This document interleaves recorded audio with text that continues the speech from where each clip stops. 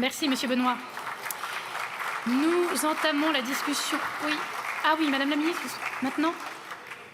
Alors attendez, Madame la Ministre. D'abord, Monsieur le rapporteur, puis après.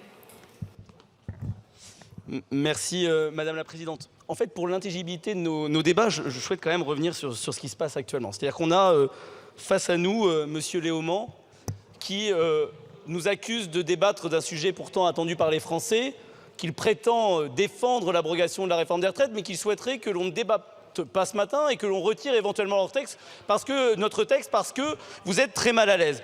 Pourquoi vous êtes très mal à l'aise et que vous êtes né ce matin avant la honte, Monsieur Léaumont?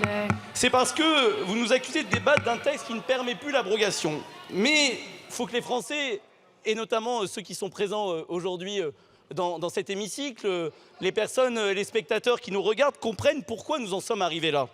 Nous en sommes arrivés là parce que derrière votre communication sur l'abrogation de la réforme des retraites, la semaine passée, en commission, ce sont bien vos alliés, vos amis et certains d'entre vous qui ont supprimé l'article qui permet cette abrogation, l'article 1 et l'article 2 de notre texte.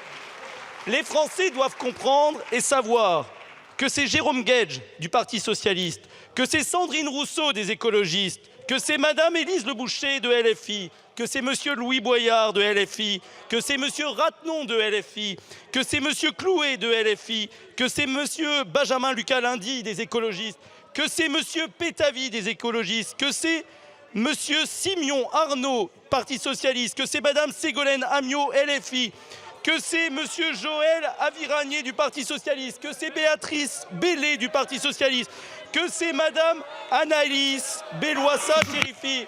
Je vais continuer, messieurs, dames. S'il vous plaît. Je vais continuer. Les Français doivent savoir les noms de ceux, qui ont empêché cette abrogation. Donc je continuerai.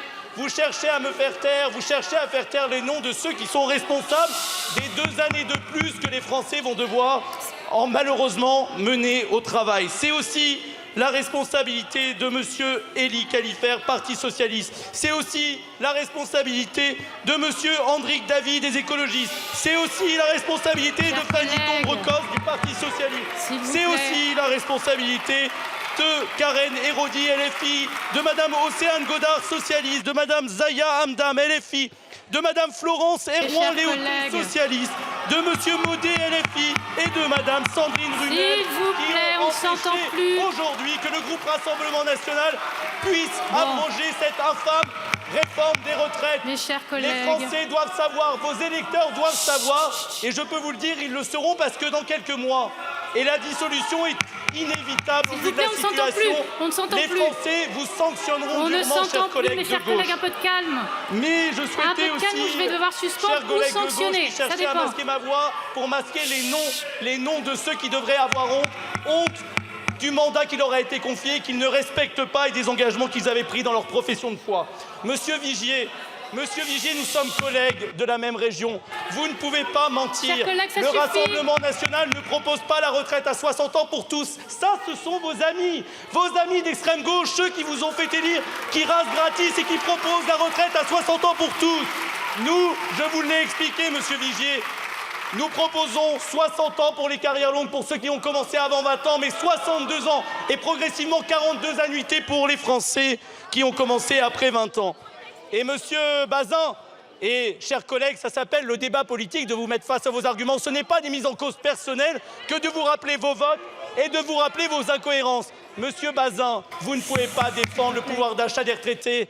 Vous êtes dans un gouvernement qui propose actuellement de désindexer les retraites. C'est l'amendement de suppression du Rassemblement national que j'ai déposé avec mes collègues du Rassemblement national qui a permis la semaine dernière en commission des affaires sociales de supprimer cette désindexation. Donc vous aviez peut-être déposé le même amendement de suppression, mais vous êtes dans cette majorité, Monsieur Bazin. C'est pas quand vous le souhaitez, vous êtes solidaire des choix du gouvernement Barnier, donc assumez devant vos électeurs. Merci, Monsieur le rapporteur.